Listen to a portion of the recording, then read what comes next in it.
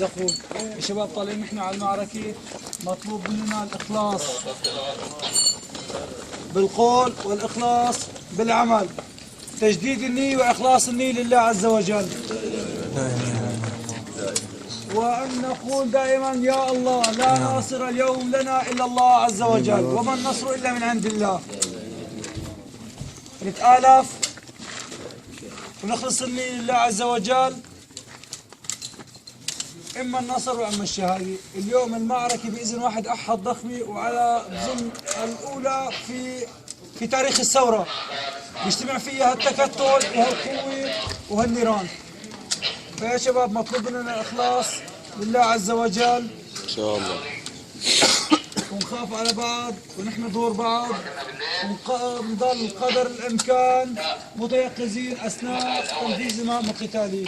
مطلوب الانضباط، مطلوب ما رح إلا غير تجديد النية لله عز وجل. الإخلاص النية يا شباب أساس كل شيء.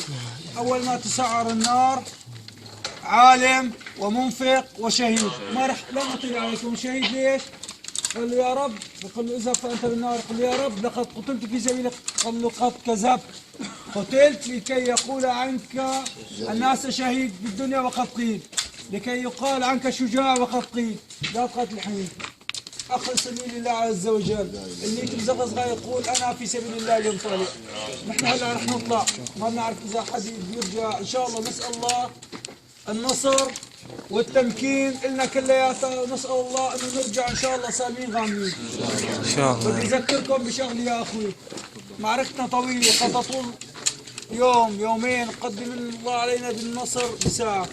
الغل إلا الغل بأرض المعركة يا أخوي، الغل إلا الغل. دير بالك تغل بأرض المعركة، تقول ما حد شايفني، رب العالمين شايف الجميع.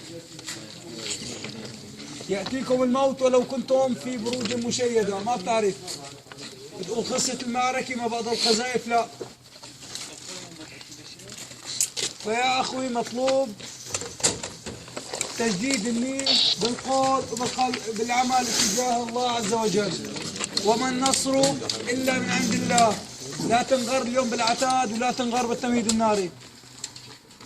نحن مطلوب الإعداد، وبظن إن شاء الله نسأل الله أن يكون عددنا الحد الأدنى من الإعداد، ولكن عند إخلاص النية لله عز وجل الله يطعمنا النصر. ما قال أعدوا عدي أخبر من عدة العدو، قال أعدوا لهم ما استطعتم. هاي استطاعتنا.